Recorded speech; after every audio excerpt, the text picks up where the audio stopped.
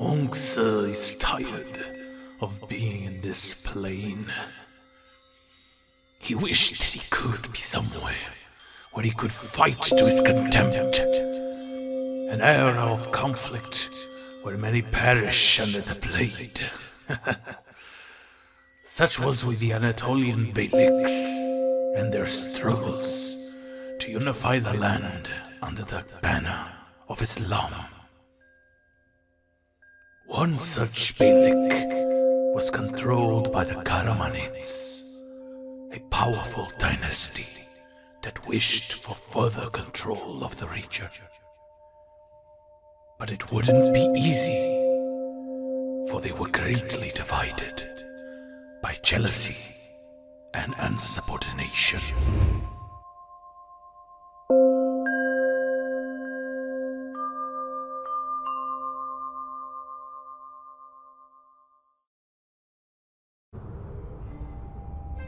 The Karamanids, commanded by Yahya, were the rulers of Konya and its surrounding territories.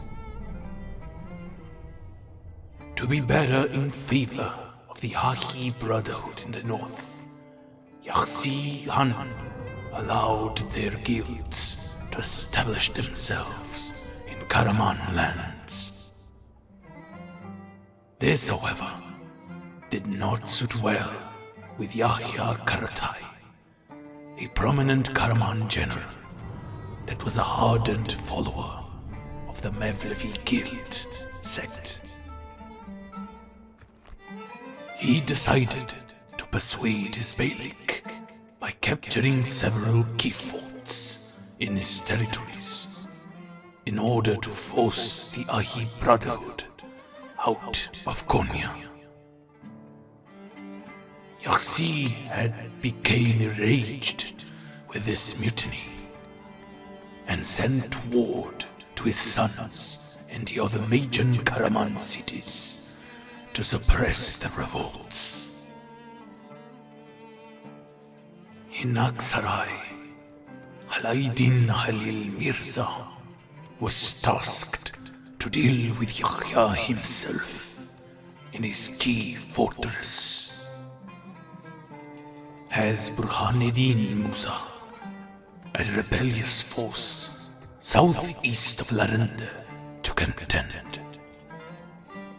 while in Ermenek, Bedreddin Ibrahim didn't support his father's request, and instead focused in the Christian lands in the south.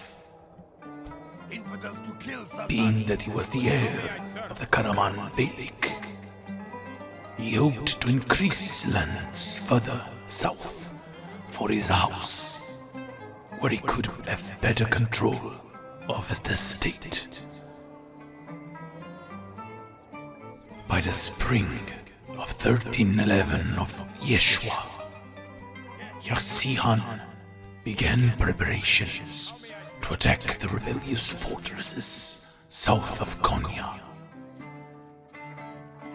He first sent his agents inside the walls, before he himself, with a small task force, prepared to storm the fort.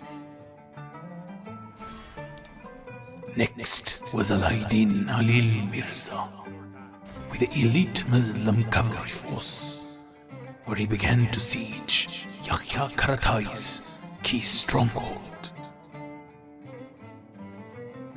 Alauddin was not a ferocious fighter like his father, so he was going to force the enemy garrison to surrender instead of storming its walls. A week later, after Yahya arrived with his task force and his spies were ready to open the gates for him to enter, he quietly marched towards the enemy fortress, taking the opportunity that a heavy fog was in the air. The garrison was caught completely off guard. They immediately lost the outer walls, leading to them making a last stand at the inner walls of the fort.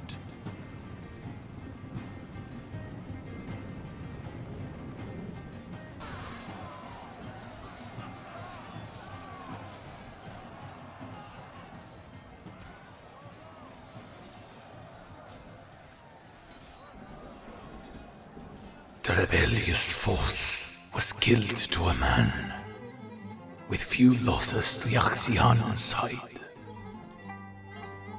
He proclaimed that those who didn't surrender would receive the same fate, leading for many warriors in the Karaman forts to disband.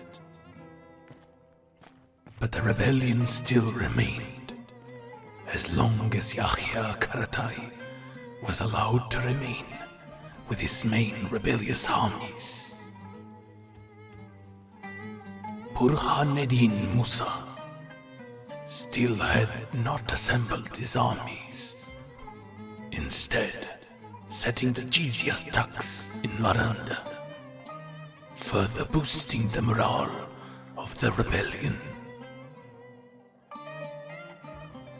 By the end of 1312, only Yahya himself had achieved any type of success against the rebels.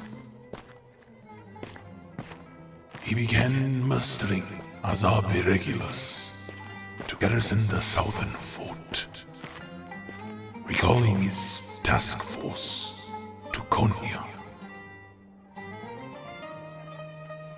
Alauddin Halil Mirza had still not captured Yahya Karatai, that continuously harassed the attackers. So much so that he employed Suluflu mercenaries to help him in the siege of the fortress. Yahya was furious over the performance of his sons over the Mevlevi revolts. In a matter of nearly 2 years, they did not suppress any rebels, allowing the rebellion to bolster their numbers. He immediately sent a warning letter to Alauddin that if he didn't capture Yahya soon, he would personally march with his army to control Laksarai for himself. Being given an ultimatum, Alauddin began his preparations to storm the enemy's walls. But by the first days of 1313, when his forces were ready to attack, Yahya surrendered to Alauddin. This was unexpected, and he, being a peaceful man, ceded to Karatai's demands of sparing his life. But it was all a scheme of Yahya's, for when able, he escaped with some few loyal retainers to another fortress to continue the fight. This made a mockery of the Karamanids all over Anatolia, leaving Yahya in a difficult position. He sent harsh letters to all of his sons that if they didn't begin to deal with their problems in their own regions, he would personally cut off their heads for such insubordination. I like Yahya Beg.